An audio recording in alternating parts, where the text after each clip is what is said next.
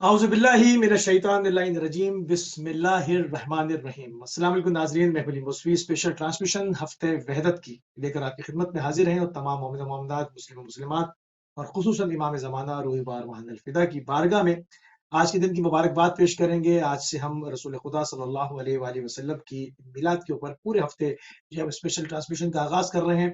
12 रबी अव्वल था 17 रबी अव्वल जो है हफ़्ते वहदत पूरा मनाया जाएगा और आपकी सीरत के मुख्तलिफ पहलुओं के ऊपर, आपकी हयात तैयबा के ऊपर जो है वो मुसलसल गुफ्तगू का सिलसिला हमारी स्क्रीन से जारी व सारी रहेगा। आज 30 अक्टूबर है, 12 रबी अव्वल है और जुमे का रोज़ है।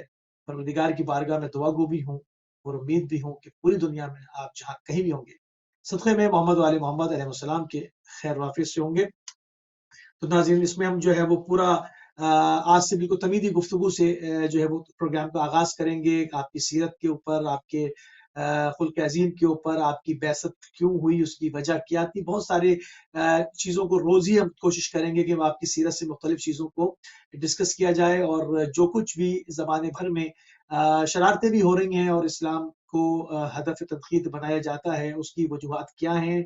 क्यों दुश्मन एक एक तरफ जो है वो जहाँ सिविलाइज़ माशरे की हम बात करते हैं, जहाँ पर एक इल्मी और एक तामीरी एक सोच की और मस्बत सोच की बात करते हैं, तो वहाँ से फिर ऐसी बातों का उठना, इसके पीछे क्या मामलात हैं, इन तमाम चीज़ों को भी जो है वो हम जैसे-जैसे प्रोग्राम आगे बढ़ेगा, कोशिश करेंगे कि शामिल करते रहें। इस बेहतरीन मौज़ू के ऊपर बात करने के लिए हमारे साथ मौजूद हैं क़ौम अल-मुक़द्दसा से मौलाना सैयद अहमद नक़वी साहब क़िबला। आपको जो है हफ़्ते वहदत की मुबारकबाद भी पेश करेंगे। आपकी खिदमत में सलाम भी अर्ज़ करेंगे और आपको प्रोग्राम में वेलकम भी करेंगे। अलैकुम अस्सलाम व रहमतुल्लाहि व बरकातुहू। असदल्लाह अय्यामकुम। इस पुरमसरत मौके पर आपकी खिदमत में भी मुबारकबाद पेश करते हैं। जज़ाकल्लाह क़िबला, थोड़ी-सी तमीदी गुफ्तगू हो जाए और चूँकि पूरा हफ़्ता है हमारे पास और पूरे हफ़्ते में हम जो है वो रिसालत माब सल्लल्लाहु अलैहि वआलिहि वसल्लम की ज़िंदगी, हयात तैयबा के मुख्तलिफ गोशों के ऊपर, आपकी सीरत के ऊपर जो है वो बात करेंगे। तो आज चूँकि इस हफ़्ते का पहला प्रोग्राम है हमारा, तो हम चाहेंगे थोड़ी-सी तमीदी गुफ्तगू से प्रोग्राम का आगाज़ की जाए। तारुफ़ रिसालत माब आप पेश फ़रमाइए क़िबला, ख़ानदानी पस मंज़र आपका क्या था? औज़ु बिल्लाहि मिनश शैतानिर रजीम। बिस्मिल्लाहिर रहमानिर रहीम। बिही नस्तईन। इन्नहु खैरु नासिरिन व मुईन। व सल्लल्लाहु अला सय्यिदिना व नबिय्यिना अबिल क़ासिम मुहम्मद व अला आलिहि तय्यबीन अत्ताहिरीन अल-मासूमीन अल-मुकर्रमीन ला सियमा बक़ियतल्लाहि फ़िल अरज़ीन रूही व अरवाहुल आलमीन लितुराब मक़दमिहिल फ़िदा। परवरदिगार आलम, आप तमाम जिन्होंने भी इस महफ़िल का बंदोबस्त किया है, खुदावंद मुताल हम सबको पैरवान हकीकी रसूल खुदा सल्लल्लाहु अलैहि वसल्लम और उनकी सीरत पे चलने की तौफीक इनायत फरमाए। रसूल खुदा सल्लल्लाहु अलैहि वसल्लम हमारे लिए उस्वा हैं। शहीद मुतहरी रहमतुल्लाह अलैह यहाँ पर एक बेहतरीन किताब लिखी है सीरत के अनवान से। वहाँ पर उन्होंने एक अजीम नुक्ते की तरफ इशारा किया है, जिसकी तरफ हम अक्सर मुतवज्जे नहीं होते और हमें उसकी तरफ तवज्जो करनी चाहिए। जैसे कि सब अफराद ये जानते हैं कि रसूल खुदा सल्लल्लाहु अलैहि वसल्लम को जो मबऊस किया गया है वो अखलाक के लिए मबूस किया गया है, हिदायत के लिए मबूस किया गया है। अभी कुरान की मैं आयत पढ़ रहा था सवाउन अलैहिम अअन्ज़रतहुम अम लम तुनज़िरहुम ला युमिनून, कि कुछ अफराद ऐसे हैं कि आप उनको डराएं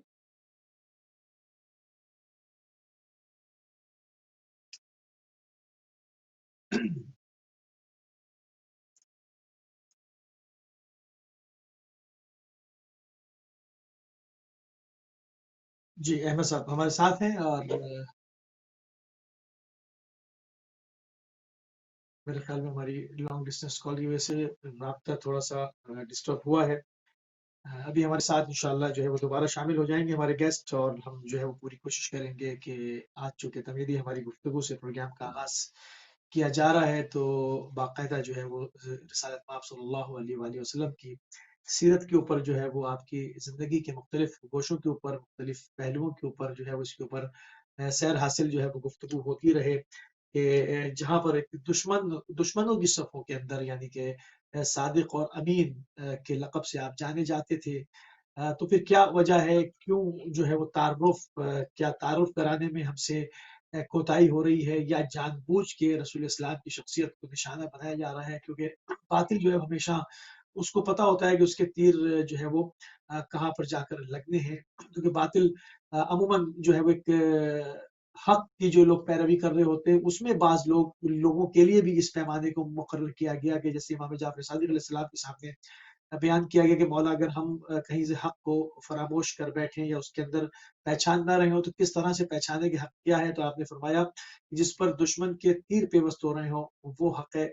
तो यकीनन आपकी शख्सियत कुरान अज़ीम की मालिक, आपके सादिक व अमीन, आपका जो है वो एक लक़ब मशहूर होना, इन तमाम चीज़ों के बावजूद अगर हम देखते हैं कि इस पढ़े लिखे माशरे के दावेदार की जानिब से जो है वो आपकी शख्सियत के ऊपर बार-बार जो है वो हदफ आपको शख्सियत को बनाया जाता है, तो इसकी वजूहात यही हैं कि वो जानते हैं, बातिल जानता है कि हक किधर है, और जो है वो हक के सामने शैतान की कुव्वतें लाज़मी आती हैं। तो बहरहाल वो अपने जगह पर है, मगर ये कि जिस वक़्त आज से जो हमारी ट्रांसमिशन का आगाज़ हो रहा है, इसमें जो है वो आपकी सीरत के ऊपर बाकायदा कोशिश की जाएगी कि उसको बयान किया जाए, ताकि जो पूरी दुनिया के अंदर इस वक़्त एक कोहराम बरपा है, जो मसाइल हैं उसका हल हमें अगर हम ढूँढना चाहें और उसके अंदर जस्तजू करना चाहें और कोशिश करना चाहें, तो वो हल जो है वो हमें आपकी सीरत के अंदर मिल सकता है। आपकी सीरत से हम इन तमाम मसाइब के ऊपर, इन तमाम आलाम के ऊपर जो है वो काबू पा सकते हैं, अगर हकीकी मानों में और संजीदगी के साथ रसूल करीम सल्लल्लाहु अलैहि वसल्लम की सीरत को दर्क किया जाए। उसके अंदर मुख्तलिफ पहलू हैं, मुख्तलिफ गोशे हैं। मसलन आपकी सीरत के अंदर जो दुश्मन के साथ एक इखलाक का एक मुज़ाहरा है, उसकी जा बजा आपकी सीरत के अंदर वो तमाम चीज़ें मिलती हैं। कि आप ऐसे लोगों की इयादत तक को गए जो आपकी शान में गुस्ताखी किया करते थे, आपके रास्ते में जो है वो फूल नहीं बल्कि कांटे बिछाया करते थे। जब वो मौजूद उनको नहीं देखा तो आप उनके घर तशरीफ़ ले गए, उनकी इयादत की। मतलब इन तमाम चीज़ों से इंसान का जो है वो क़ल्ब मुनक़लिब हो जाता है, इंसान की आँखों के आगे जो पर्दे पड़े हुए होते हैं वो हट जाते हैं, और यही सीरत हमको अहले बैत अलैहिस्सलाम ने इसी से हमें मुतारिफ़ कराया। यही तमाम चीज़ें अपनी पूरी हयाते तैयबा में बताते चले गए। तो फिर क्या वजह है कि हम जो अगर हम इस्लामी माशरे को देखें, अपने मालिक की तरफ देखें, तो हमारे के यहाँ तो एक अज़ीम व शान एक मिसाल कायम होनी चाहिए थी कि भई ये वो लोग हैं जो रिसालत माब के पैरोकार हैं, ये वो कौम है जिसके पास आफ़ाक़ी और आलमी एक किताब है, जिसके पास आलमी सिस्टम है, जिसके पास जो है वो एक इलाही निज़ाम है। तो फिर क्या वजह है कि हमारे जो माशरे हैं वो उसी पस्ती का शिकार हैं, उसी करप्शन का शिकार हैं, जबकि हम एक इल्हामी किताब भी रखते हैं। हम जो है वो इन तमाम चीज़ों को जो है वो बाखूबी तमाम जो परवरदिगार का जो इरादे इलाहिया है, जो उसकी सियासत इलाहिया है, उसको भी अच्छी तरह जानते हैं, मगर हमारे यहाँ जो है वो उसके ऊपर उस हवाले से जो है वो बात नहीं हो पाती। तो ये तमाम चीज़ें जो है इनको असर-ए-नौ जो है वो देखने की कोशिश करनी चाहिए इन तमाम चीज़ों को, चूँकि इसकी जो बुनियादी जो वजूहात अगर हम इस पर देखें तो हमें यही सामने से नज़र आता है कि जो फ़िरका परस्ती है, जो फ़िरक़े वारियत की जंग है, उसने हमको ले जाके इस पस्ती के गड्ढे के अंदर डाल दिया। उन चीज़ों को जो है वो कम डाउन करने की ज़रूरत है, उन तमाम चीज़ों से दूर हटने की ज़रूरत है कि इन जो माज़ी है, जो तारीख़ है, उससे उसकी इबरतों से उसकी जो इबरतें उससे हमको दर्स लेना चाहिए कि दूसरी जो अक़वाम हैं जिनके पास ना इलाही सिस्टम है, जिनके पास ना इलाही मंशूर है, जिनके पास ना इलाही सहाइफ़ मौजूद हैं, वो आज इस दुनिया के अंदर तरक्की भी कर रहे हैं, हुक्मरानी भी कर रहे हैं, और वो मुसलमानों को ज़िल्लत और हक़ारत का शिकार भी कर रहे हैं। تو ایسے وقت میں یہ ہفتہ ہمیں یاد دلاتا ہے کہ ہماری عظمت رفتہ کو بحال کرنے کا کیا سلیقہ ہونا چاہیے، کیا اس کا دستور ہونا چاہیے، اس کے کیا سطور ہونے چاہیے، اس کے کیا خطوط ہونے چاہیے، ہمیں کس طرح سے آگے بڑھنا چاہیے، اور جو غلطیاں ہم سے ہو رہی ہیں ان کا جو ہے وہ ہمیں تلافی کرنی چاہیے۔ سب سے بڑی چیز جو ہم دیکھتے ہیں کہ اس کو ہفتے وحدت کا نام دیا گیا، یعنی کہ اگر 12 اور 17 ربیع الاول کی تاریخوں میں اختلاف ہے تو اس سے کیا فرق پڑتا ہے؟ ایک پورے ہفتے کو رسول کریم صلی اللہ علیہ وآلہ وسلم کی باعظمت ترین جو ہے وہ اس کے اوپر منانا چاہیے، اور اس کو جو ہے وہ شامل کرنا چاہیے کہ اس کے اوپر ہم بات کریں۔ بسم اللہ الرحمن الرحیم۔ دیکھیے، اللہ تبارک و تعالیٰ نے اس کائنات کو خلق اگر کیا ہے تو اس خلقت کے پیچھے ایک ہدف کار فرمایا ہے، ایسے ہی خلق کر کے چھوڑ نہیں دیا۔ اللہ نے انسان کو خلق کرنے کے بعد انسان کے بارے میں جو جملہ قرآن کریم میں فرمایا وہ یہ ہے کہ تبارک اللہ احسن الخالقین، یہ دیکھ لو کہ میں کتنا بڑا خدا ہوں جس نے اس انسان کو خلق کیا ہے۔ یعنی انسان کی خلقت اللہ کی نگاہ میں اتنا بڑا کام ہے جس کی وجہ سے وہ اپنے آپ کو خود مرحبا کہہ رہا ہے، بارک اللہ کہہ رہا ہے، اور اپنے آپ کو اپریشیٹ کر رہا ہے۔ اس انسان کی خلقت کا مقصد کیا ہے؟ مقصد یہ ہے کہ اس انسان کو اس کے اندر موجود جوہر اور خصوصیات کے مطابق اس مقام پر پہنچایا جائے جس مقام تک پہنچنے کی اہلیت یہ انسان رکھتا ہے۔ بنابراین حضرت آدم صفی اللہ سے لے کر محمد عربی صلی اللہ علیہ وآلہ وسلم تک جو مختلف ادوار آئے، ان ادوار میں اللہ تبارک و تعالیٰ نے انسانوں کو پیدا کیا، لیکن مرحلہ بمرحلہ ان کی ارتقاء کا سامان فراہم ہوا۔ حضرت آدم کے دور کے انسان اور طرح کے تھے، حضرت نوح کے دور کے انسان اور طرح کے تھے، فرعون کے دور کے انسان اور طرح کے تھے، موسیٰ کے دور کے انسان اور طرح کے تھے۔ لیکن اس انسانی قافلے نے سفر کیا تو یہ سفر ارتقاء کا سفر تھا، یعنی اونچائی کی طرف، یہاں تک کہ نبی کریم کا دور آیا۔ نبی کریم کے دور میں جب ہم اس جاہل عرب معاشرے پر غور کرتے ہیں تو اس نتیجے پر پہنچتے ہیں کہ اپنی تمام تر جہالتوں کے باوجود اور اپنی تمام تر گمراہیوں کے باوجود اس معاشرے میں اور اس انسانی قافلے میں یہ پوٹینشل تھا کہ نبی خاتم کے وجود کو وہ قبول کر سکیں اور ان کے سائے میں انسانی معاشرے کی ایک ایسی شاہکار مثال پیش کر سکیں جو اس سے پہلے بنی نوع آدم کی تاریخ میں نہیں ملتی۔ یہی وجہ ہے کہ نبی کریم صلی اللہ علیہ وآلہ وسلم جب مبعوث برسالت ہوئے تو صرف اور صرف 23 سال کے عرصے میں آپ نے اس جاہل ترین معاشرے کو عاقل ترین اور بہترین معاشرے میں کنورٹ کیا، اور اپنی سیرت کا وہ پہلو اس انسانی معاشرے کو دیا جس کی اس سے پہلے کوئی مثال نہیں ملی۔ یعنی نبی کریم صلی اللہ علیہ وآلہ وسلم نے دو کام کیے، ایک یہ کہ ایک جامع اور کامل سیرت کا نمونہ انسانی معاشرے کو دیا جس کو ہم حیات طیبہ یا سیرت طیبہ کہتے ہیں، دوسرا انسانوں کی اجتماعی زندگی کو اپنے اس مقصد تک پہنچانے کے لیے ایک ایسا نظام دیا جو نظام اگر اس طرح جس طرح سے نبی نے دیا ہے چلے تو اس کے نتیجے میں انسانی معاشرہ ترقی اور ارتقاء کی منزلیں طے کرتے ہوئے اس مقام تک پہنچ سکتا ہے جو مقام آدمیت ہے۔ یہ دو چیزیں نبی کریم صلی اللہ علیہ وآلہ وسلم کا تحفہ ہے عالم انسانی کے لیے۔ تو اس اعتبار سے نبی کریم کی بعثت کا مقصد انسان کو اس کی خلقت اور اس کی تخلیق کے معراج تک پہنچانا ہے۔ اب قرآن کریم پر جب ہم غور کرتے ہیں تو قرآن ہمیں یہ بتاتا ہے کہ اللہ تبارک و تعالیٰ نے یہ ارادہ کیا ہے وَنُرِيدُ أَن نَّمُنَّ عَلَى الَّذِينَ اسْتُضْعِفُوا فِي الْأَرْضِ نَجْعَلَهُمْ أَئِمَّةً وَنَجْعَلَهُمُ الْوَارِثِينَ۔ ہم نے یہ ارادہ کیا ہے کہ زمین پر اللہ کے بندوں کو، ان بندوں کو جن کو مستضعف بنا دیا گیا ہے، کمزور بنا دیا گیا ہے، جن سے ان کا حق چھینا گیا ہے، ان کو زمین کا ہم ایسا وارث بنا دیں کہ یہ انسان زمین کا مالک بھی بنے اور زمین پر موجود دیگر انسانوں کی ارتقاء کا سامان بھی ایسا فراہم کرے کہ ایک آئیڈیل معاشرہ جنم لے سکے۔ نبی کریم نے مثالیں دے دی، نبی کریم نے نمونہ دے دیا، ایک طرف اپنی حیات طیبہ کے ذریعے جس کو قرآن کریم میں لقد کان لکم فی رسول اللہ اسوۃ حسنۃ کہہ کر نمونہ کامل قرار دیا، اور دوسری طرف ایک ایسے نظام اور ایک ایسی حکومت کی صورت میں جس کو خلافت کہا گیا، رسول اللہ کی اللہ کی جانشینی میں دیا ہوا وہ نظام جو انسان کو اس کی زندگی کے ہدف تک پہنچا سکے۔ سبحان اللہ، لیکن سبحان اللہ۔ افسوس کی بات یہ ہے کہ وہ نظام مسلمانوں کے درمیان قائم رہ سکا، اور نہ ہی یہ سیرت طیبہ اور حیات طیبہ قائم رہ سکی۔ لیکن اللہ کا ارادہ اپنی جگہ قائم ہے، اس لیے کہ اللہ نے قرآن کریم میں یہ وعدہ کیا ہے کہ میں یہ کام کروں گا۔ تو اس اللہ اعتبار سے سبحان رسول اللہ۔ کریم کی بعثت کا جو بنیادی مقصد ہے وہ انسان کو اس کی خلقت کے اعلیٰ ترین ہدف تک اجتماعی حوالے سے، انفرادی حوالے سے، معنوی حوالے سے اور مادی حوالے سے اس ہدف تک پہنچانا ہے۔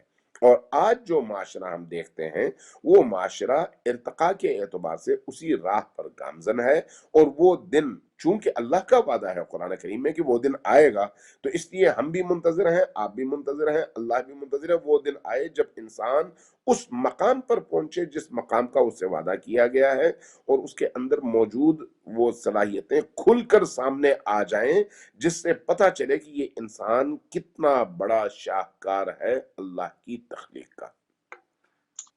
سبحان اللہ، سبحان اللہ۔ اچھا قبلہ، جہاں پر مغربی معاشرے کی بات ہوتی ہے، اس زمانے میں جدید معاشرے کی بات ہوتی ہے، جہاں پر ایک تعلیم کا دور دورہ ہے، تمام ترقی کا دور دورہ ہے، یہ کیسے ممکن ہے کہ جو ہے وہ ان اقوام نے آپ کی سیرت کا مطالعہ نہ کیا ہو؟ اب پھر کیوں ہدف تنقید بنایا جاتا ہے؟ کیوں پیروی نہیں کی جاتی؟ کیوں جو ہے وہ آپ کی سیرت کریمانہ ہونے کے باوجود جو ہے وہ حملے کی جاتے ہیں؟ اس کی وجوہات کیا دیکھتے ہیں آپ؟ دیکھیے، اصل میں جس طرح سے مسلمان حکمران اور مسلمان عوام میں فرق ہے، مسلمان حکمران صرف اپنے اقتدار کے لیے جیتے ہیں، جبکہ اس کے مقابلے میں مسلمان عوام اپنی زندگی کا اوڑھنا بچھونا نبی کریم کی ذات، ان کی محبت اور ان سے عقیدت کو سمجھتی ہے۔ اور اگر اس حوالے سے حکمرانوں اور عوام کے بیہیویئر کو دیکھیں تو آپ کو زمین سے آسمان تک فرق نظر آتا ہے۔ یہی کیفیت عالم مغرب میں بھی ہے۔ عالم مغرب میں اس وقت جو نظام حاکم ہے اس کو ہم سرمایہ دارانہ نظام کہتے ہیں۔ سرمایہ دارانہ نظام میں انسان کی کوئی حیثیت نہیں ہے، انسان صرف ایک مشین ہے، وہ پیسہ کمائے اور اس کے ذریعے سے دوسروں کو فائدہ پہنچائے، لیکن خود وہ ایک مشین بن کر جیے۔ آپ اس وقت اگر مغرب کی سرمایہ دارانہ نظام کے دیے ہوئے تحفے کو دیکھیں تو آپ کو مغربی دنیا میں انسانی اقدار ہر گزرتے دن کے ساتھ دم توڑتی نظر آتی ہیں۔ اگر آپ مغرب میں ابھی آپ نے انہی حالیہ کورونا کے واقعات میں بھی دیکھ لیا کہ ایک ماسک کے لیے کس کس طرح کے مسائل کا سامنا مغربی دنیا کو کرنا پڑا، سینیٹائزر کے لیے کس طرح کے مسائل کا سامنا کرنا پڑا، بیڈ کے لیے کس طرح کے مسائل کا سامنا کرنا پڑا۔ جب آپ آئیڈیالوجیکلی دیکھتے ہیں تو دین آپ کو ایثار سکھاتا ہے اور سرمایہ دارانہ نظام آپ کو خود پرستی اور خود خواہی سکھاتا ہے۔ دین آپ کو صحیح۔ بتاتا ہے کہ آپ نے دوسروں کے لیے اپنی قربانی دینی ہے تاکہ اللہ اس دنیا میں آپ کو دے، اور سرمایہ دارانہ نظام آپ کو سکھاتا ہے کہ آپ نے اپنے آپ کو بچانے کے لیے پوری دنیا کو ذبح کرنا ہے تاکہ آپ بچ سکیں اور آپ کے مفادات بچ سکیں۔ یہ بنیادی طور پر دو تہذیبیں ہیں، دو فکریں ہیں، دو آئیڈیالوجیز ہیں۔ جب آپ اس اعتبار سے عالم مغرب کے موجودہ بیہیویئر کو دیکھتے ہیں تو اس کی ایک بنیادی وجہ ہے۔ وہ بنیادی وجہ کیا ہے؟ وہ یہ ہے کہ اس وقت آپ کو معلوم ہے کہ مغربی دنیا میں خاندان کی اکائی ختم ہو چکی ہے، شادی کا تصور ختم ہو چکا ہے، حلال اور حرام کا تصور ختم ہو چکا ہے۔ دو جوڑے ساتھ میں زندگی گزارتے ہیں بغیر کسی قانونی معاہدے کے، بغیر کسی نکاح کے۔ بچے پیدا ہوں تو ان بچوں کو یتیم خانوں میں بھیج دیا جاتا ہے، اور وہی بچے پھر جس ماحول میں پروان چڑھتے ہیں، جوان ہوتے ہیں، ہزاروں قسم کے روحانی اور باطنی مسائل کے ساتھ وہ جب معاشرے میں قدم رکھتے ہیں تو وہ پھر جس طرح کی تباہی پھیرتے ہیں، الامان والحفیظ۔ یعنی وہ جو خاندان کا فطری نظام تھا جو جانوروں میں بھی ہے، وہ نظام اس وقت مغربی دنیا میں نہیں ہے۔ اگر آپ نیچر کو دیکھیں تو کسی جنگل میں چلے جائیں، شیر اور شیرنی کی جوڑی ہوتی ہے، ہرن اور ہرنی کی جوڑی ہوتی ہے، کبوتر اور کبوتری کی جوڑی ہوتی ہے، وہاں پر کوئی کسی اور کی جوڑی کی طرف میلی آنکھ سے دیکھ نہیں سکتا، ورنہ اس کو اس کے مقابلے میں مقاومت اور حملے کا سامنا کرنا پڑتا ہے۔ لیکن مغربی معاشرہ اس وقت اتنا گر چکا ہے کہ اس معاشرے میں رشتوں کا تقدس پامال ہو چکا ہے، وہاں پر انسانی ویلیوز پامال ہو چکی ہیں، کالا سفید اور سفید کالا بن چکا ہے، جو جتنا زیادہ طاقتور ہے وہ اتنا زیادہ حق پر ہے، جو جتنا زیادہ کمزور ہے وہ اتنا زیادہ ناحق ہے۔ حق اور باطل کا معیار جو ہے اس وقت مغربی دنیا میں صرف اور صرف طاقت ہے، اسلحہ ہے۔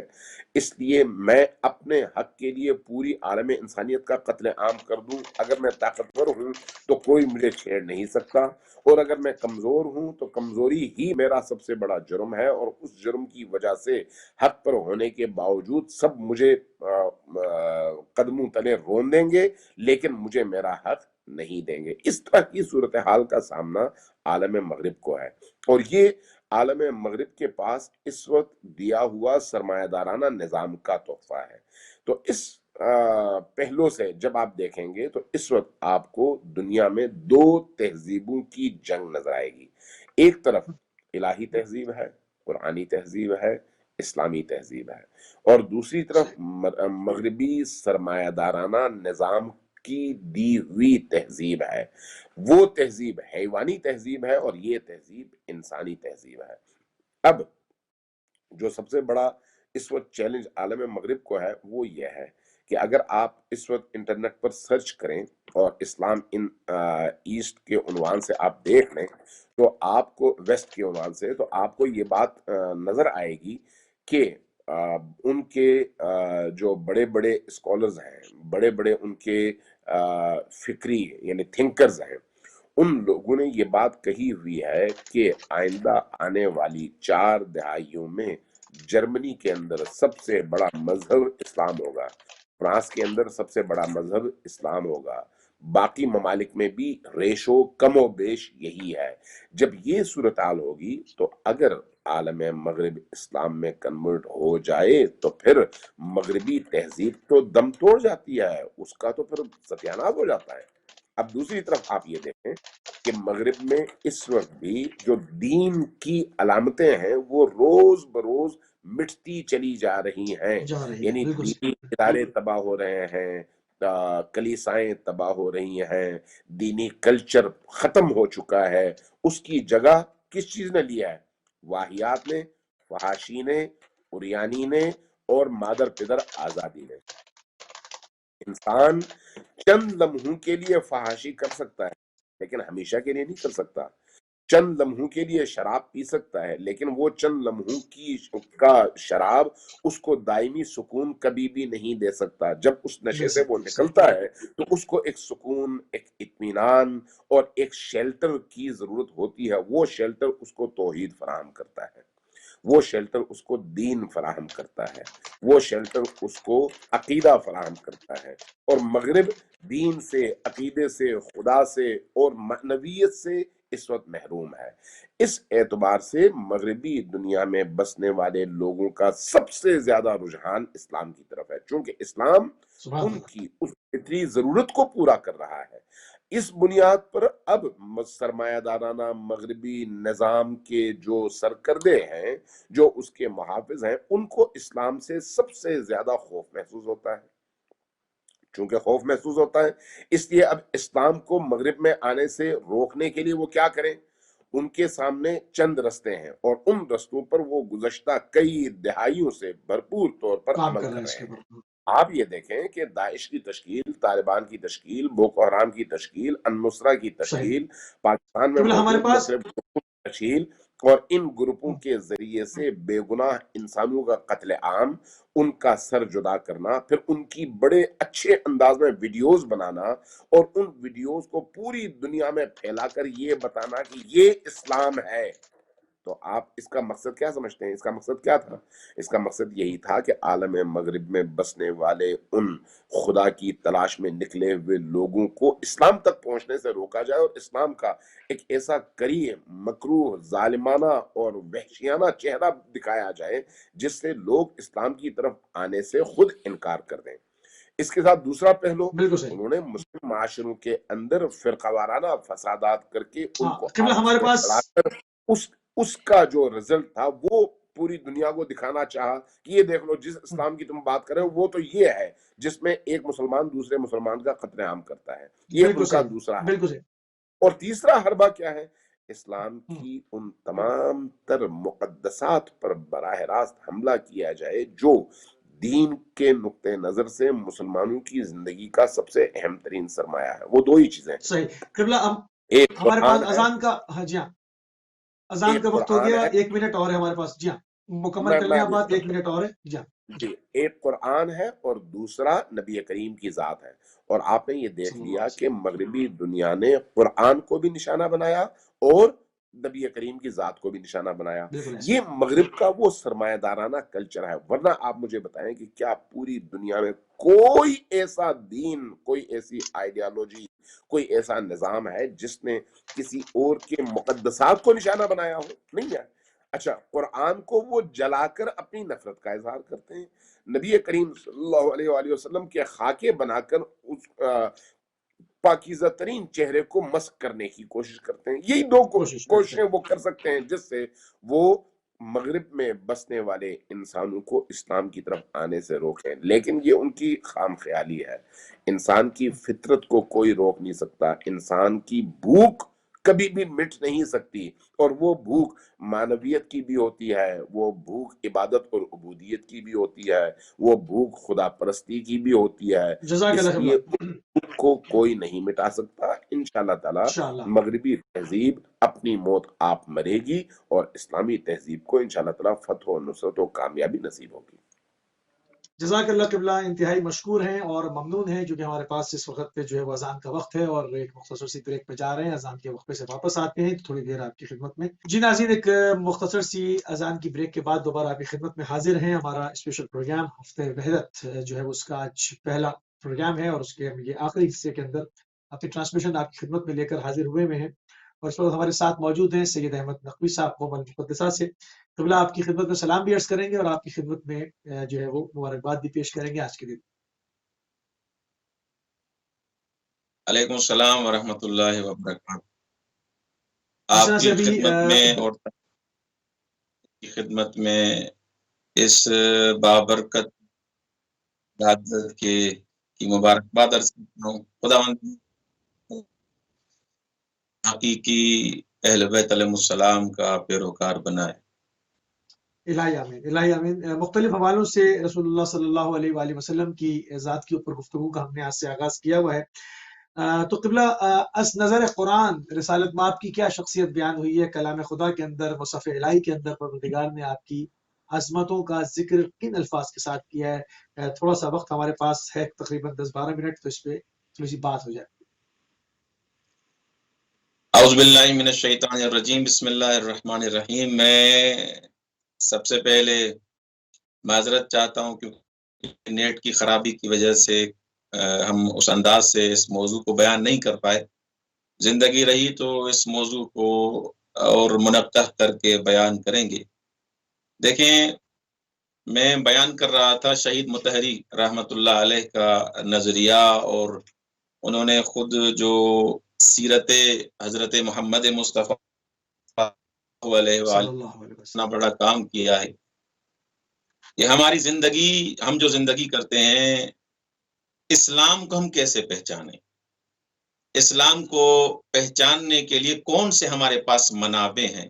اگر کوئی ہم سے پوچھے بھئی تم جو مسلمان ہو تو اسلام کے منابع، ماخذ اور مصادر کون سے ہیں؟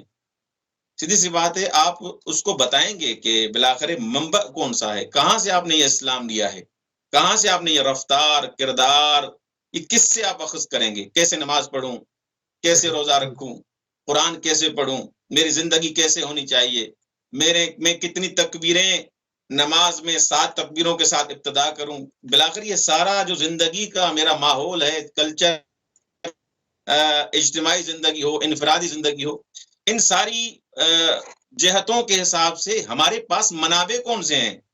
ہمیں کون بتائے گا کہ یہ آپ زندگی ایسے گزاریں، اجتماعی زندگی آپ ایسے گزاریں، انفرادی زندگی آپ ایسے گزاریں؟ میں مختصر طور پہ آپ کی خدمت میں عرض کروں کہ ہمارے ہاں ایک بڑا جو ظلم کیا گیا ہے، در واقع میں ایسے کہوں گا کہ دیکھیں ہم نے قرآن کو مہجور کر دیا ہے، ہم نے قرآن کو ترک کر دیا ہے، ہم نے قرآنی تعلیمات پہ عمل کرنا چھوڑ دیا ہے، دوسری کتابوں کو، دوسرے الفاظ کے اقوال کو، زید کو، بکر کو، فلاں کو ہم بلا کر ان کی اقوال کو ترجیح دے، ہم نے اپنے زندگی کا محور اور ملاک اہل بیت علیہ السلام کی زندگی اور رسول خدا کی زندگی اور قرآن کو قرار نہیں دیا۔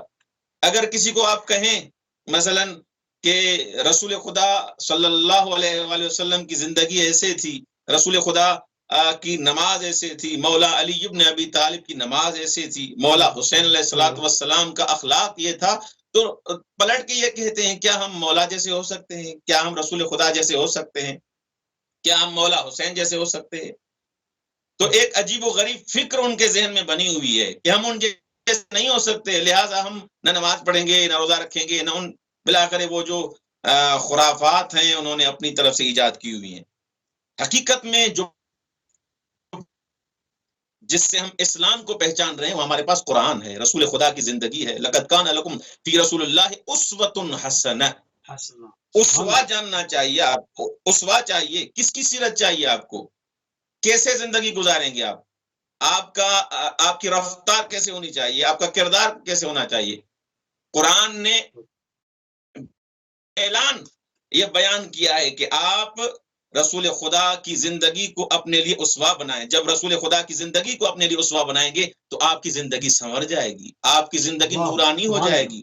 یہ افراد حتیٰ کہ قرآن میں، قرآنی آیات میں وہ افراد جو جن کے لیے یہ بیان کیا گیا ہے کہ فی قلوبہم مرض، اور ان کے دلوں پر پردے آ گئے ہیں، ان کے لیے وہ قرآن یہ فرماتا ہے، مفسرین یہ فرماتے ہیں۔ آج آیت اللہ جوادی عاملی حفظ اللہ کا میں بیان پڑھ رہا تھا، بڑا بابرکت بیان تھا۔ انہوں نے فرمایا کہ وہ افراد جو جن کے دلوں پہ مہریں لگ جاتی ہیں، ختم اللہ علی قلوبہم، یہ جو مہریں لگ جاتی ہیں، خداوند متعال ان کے دلوں پہ جو مہریں لگاتا ہے ان کے سبب بھی وہ خود ہیں، ایسے نہیں ہے کہ خداوند متعال ان کو مجبور کرتا ہے۔ وہ اتنا اپنے آپ کو اس دین سے، اس آخرت سے، اہل بیت علیہ السلام کی سیرت سے اتنا دور کر دیتے ہیں کہ ان کو بلاخر کچھ نظر ہی نہیں آتا۔ حقیقت میں وہ ان کو جو نورانیت ہے، دیکھیں ایک انسان ہے، وہ روشنی ہے، وہ اپنے آپ کو بند کر دے کسی ایسے ظرف میں، کسی ایسی بوری میں، تو اس کو نہ روشنی نظر آئے گی، وہ آنکھیں بند کی ہوئی ہیں، اس نے آنکھوں میں پٹی باندھی ہوئی ہے۔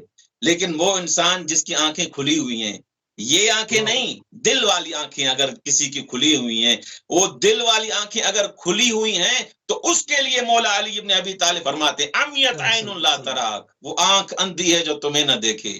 کون سی آنکھ؟ یہ آنکھ نہیں، یہ آنکھ تو سب کے پاس ہے۔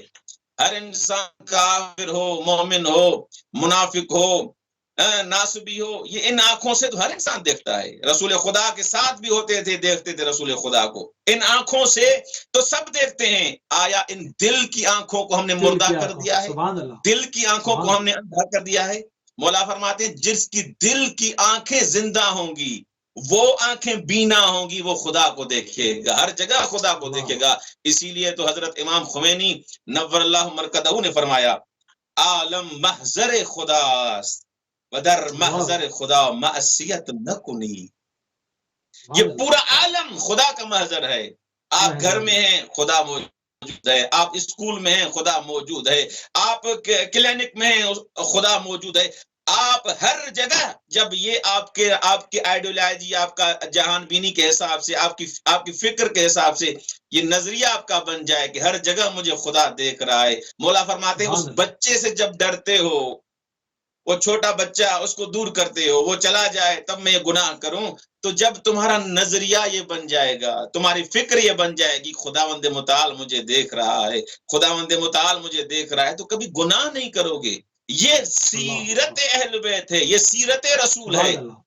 سبحان اللہ. مولا حسین علیہ السلام کے ہاتھوں پہ حضرت علی اصغر ہیں، حضرت علی اصغر ہیں. 6 ماہ کا ننھا لال شہید ہو گیا ہے، ہاتھوں پہ وہ حضرت علی اصغر ہے. اب جب مولا حسین علیہ السلام حضرت علی اصغر کو دیکھتے ہیں، مولا گریہ کرتے ہیں، لیکن مولا فرماتے ہیں میرے لیے مشکل تھا حضرت علی اصغر کی قربانی، حضرت علی اکبر کی قربانی کربلا میں، لیکن اے میرے پروردگار میرے لیے آسان ہو گیا جب میں نے یہ یقین کر لیا کہ خدا مجھے دیکھ رہا ہے.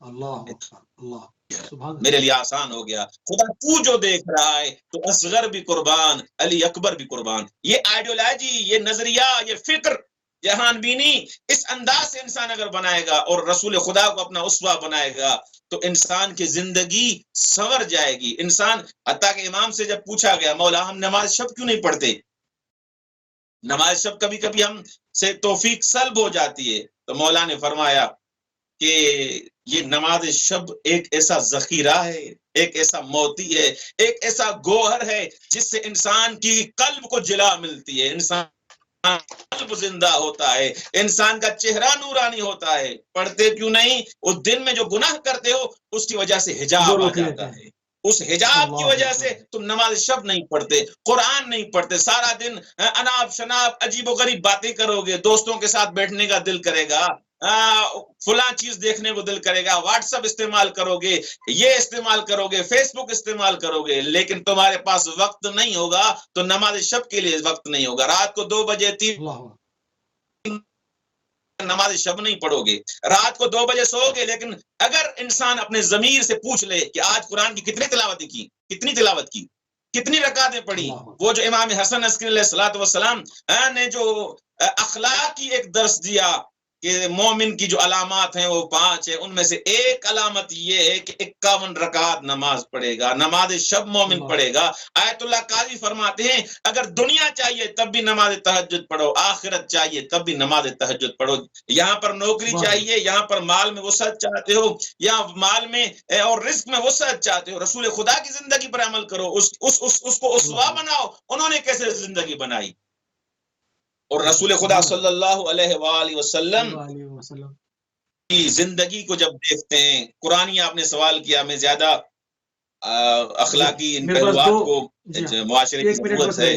جی 1 منٹ رہ گیا میرے پاس، ختم کر لیں. جی ہاں، کہ رسول خدا صلی اللہ علیہ وآلہ وسلم کے کئی نام ذکر ہوئے ہیں قرآن میں. ایک روایت ہے امام جعفر صادق علیہ السلام سے روایت نقل ہوئی ہے، علیہ الصلوۃ والسلام سے روایت نقل ہوئی ہے کہ ان لرسول اللہ صلی اللہ علیہ وآلہ وسلم 10 اسماء خمسة فی القرآن و5 لیست فی القرآن فاما التي فی القرآن فمحمد واحمد وعبد اللہ ویاسین ونون. سبحان اللہ. مولا باقر علیہ السلام فرماتے ہیں رسول خدا کے 10 اسماء 10 نام ہیں، 5 فی القرآن 5 نام ان میں سے قرآن میں ہیں، و5 لیست فی القرآن اور 5 نام قرآن میں نہیں ہیں. وہ جو 5 نام قرآن میں ہیں رسول خدا کے، فمحمد اللہم صلی علی محمد وعلی محمد، اور احمد، عبداللہ، یاسین اور نون. اسی طرح امام جعفر صادق علیہ السلام سے بھی روایت ہے کہ طٰہٰ رسول خدا کے ناموں میں ایک. دیکھیں قرآن کی آیات کی جب تلاوت کرتے ہیں ہم، سورہ آل عمران، سورہ احزاب، سورہ فتح کی آیات کی جب تلاوت کرتے ہیں کہ والذین آمنوا بسم اللہ الرحمن الرحیم والذین آمنوا وعملوا الصالحات بما نزل علی محمد من ربهم. وقت ہمارا پورا ہو گیا، انشاءاللہ پورا ویک ہے ہمارے پاس، اور ہفتے کی مناسبت سے ہماری گفتگو کا جو ہے وہ آج سے آغاز ہوا ہے. تو انشاءاللہ اس میں آپ کو بھی بیچ میں جو ہے وہ دعوت دی جائے گی اور ان موضوعات کو لے کر سیرت طیبہ کے اوپر روشنی ڈالی جائے گی، اور جو بھی مسلمانوں کی جملہ پریشانیاں ہیں حالات کو دیکھتے ہوئے ان کا حل یقیناً سیرت طیبہ کے اندر موجود ہے. ان کو کس طرح سے کشف کیا جائے، کس طرح سے اس کو کسب کیا جائے، کس طرح سے اس کے اوپر عمل کیا جائے، ان تمام چیزوں کے اوپر اس پورے ہفتے میں سیر حاصل گفتگو انشاءاللہ ہماری اور آپ کی رہے گی۔